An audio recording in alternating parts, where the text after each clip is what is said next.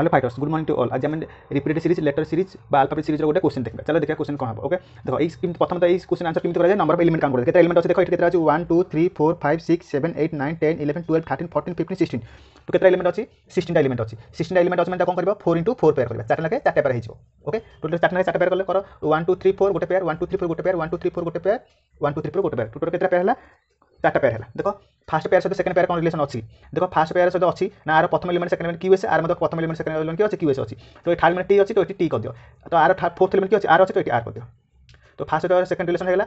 Okay देखो सेमती second third सहित फोर्थ रिलेशन अच्छी अच्छी देखो आर लास्ट टू एलिमेंट की अच्छी टी आर मतलब टी आर अच्छी।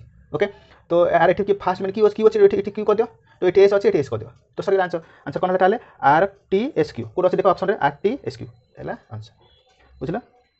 ओके आपको exam SSC railway defence exam सब प्रकार एग्जाम आसी था सिंगल क्वेश्चन आसो। ओके और फुल वीडियो क्लास अच्छी जाकि देखिदेव। ओके धन्यवाद।